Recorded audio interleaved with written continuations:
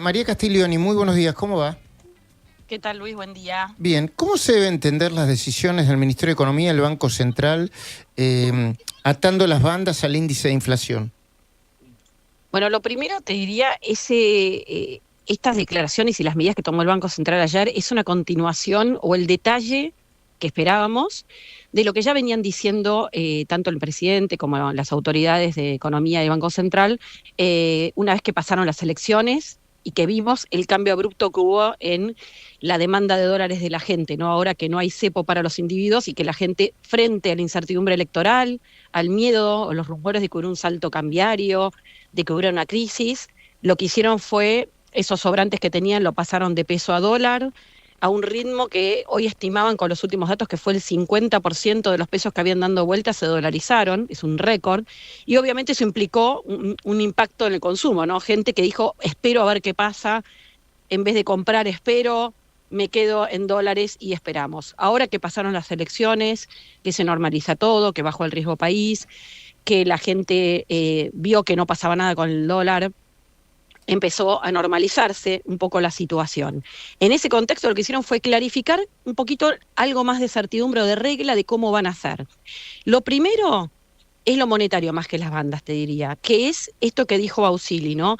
Siguen con la idea de que para bajar la inflación, como hacen todos los bancos centrales del mundo, trata el Banco Central de acomodar la oferta de pesos o de dinero a la demanda, porque así justamente se trabaja bajando la inflación. De hecho, lo que dicen es, la oferta va a aumentar un poquito menos que la demanda.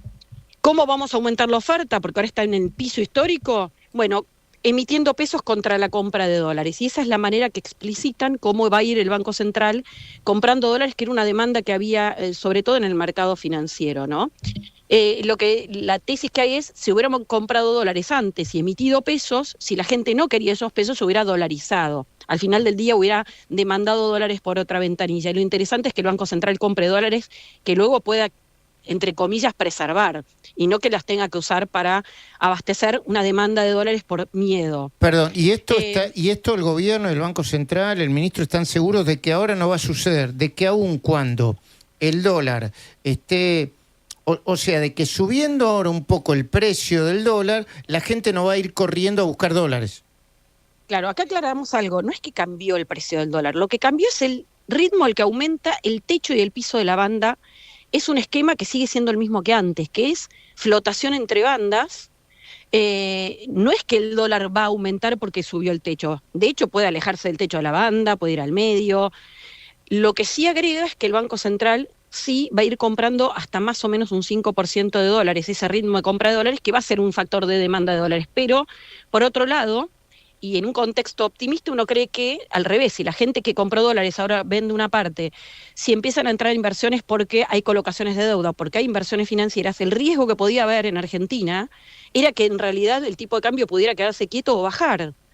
Si no intervenía el Banco Central como factor. Entonces hay que separar el nivel del dólar en el mercado de lo que son las bandas. Claro. Lo que está diciendo es, el tipo de cambio flota entre bandas, el ritmo al que se mueve el techo y el piso de la banda, en vez de ser fijo al 1% por mes, ahora está atado a la inflación que hubo en el último mes conocido. ¿Qué significa esto? Que si la inflación, ponele que de 2,5 empieza a converger a la baja, bueno, el ritmo de aumento de la banda con una demora de 2 meses va a ir ajustando hacia la baja. ¿Qué ventaja tiene eso? Que si la inflación va bajando, como el ritmo de aumento es demorado, el techo va siendo ajustado por inflación un poquito más alto. ¿Esto para qué está pensado?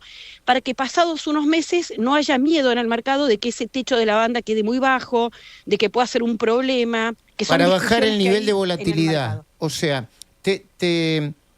de miedo, de incertidumbre, sí, de que pueda haber un cambio de régimen, que es lo que vos planteás, de incertidumbre, de volatilidad, de que haya especulación de que va a haber un salto abrupto en el tipo de cambio. ¿Por qué? Porque este esquema se puede sostener en el tiempo, claro. Porque es endógeno, es decir, se mueve el techo de la banda en función de la inflación. Previsibilidad, algo importante. aporta claro. cierta previsibilidad al mercado de cambios, ¿no? Totalmente, y acá es importante aclarar, puede pasar que el tipo de cambio no se, se mueva distinto, no se acerque al techo de la banda, se aleje del techo de la banda, pero eventualmente si hubiera una necesidad, porque hay más demanda de dólares, de que se acerque al techo de la banda, ese techo se va moviendo con la inflación. Y al mismo tiempo, María, y al mismo tiempo, sí. A ver, para entender todavía más.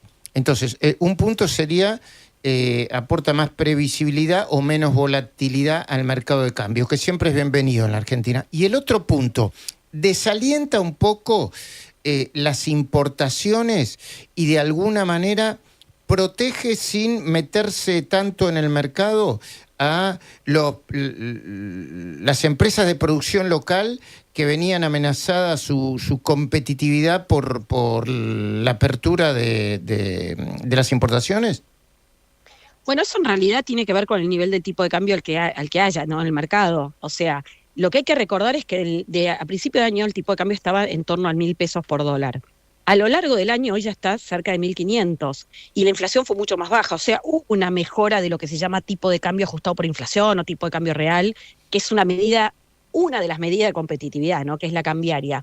Entonces, lo que te está diciendo esto es que eventualmente el techo se va a ir moviendo de manera tal de que ese techo no sea restrictivo en el tiempo. O sea, lo que vos planteás, que no genere un problema en el largo plazo de competitividad por el tema del tipo de cambio demasiado bajo. Ahora, puede pasar que entren tantos dólares que igual se baje el tipo de cambio nominal. Por eso, ahí agrega, el Banco Central va a aprovechar ese momento, si ve que hay demanda de pesos, para comprar.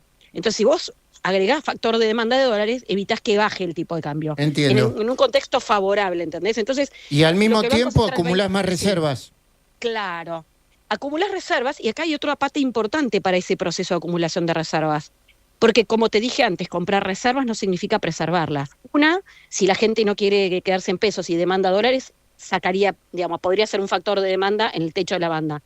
Y dos, si el Tesoro no logra ir renovando los vencimientos de capital, debería comprarle los dólares al Banco Central. O sea, los que compra por un lado y le saca por otro, que es lo que pasó en los primeros tiempos del gobierno, ¿no? Que ahora, esa parte es importante. Ahora, en el 2026...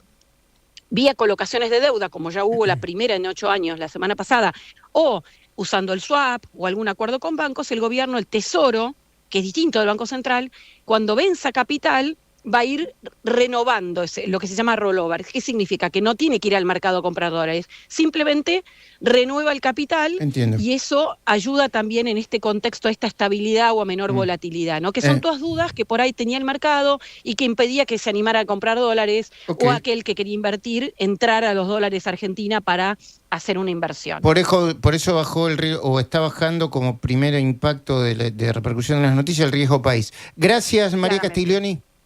No, de nada. Buen día. 11 de la mañana, 48 minutos.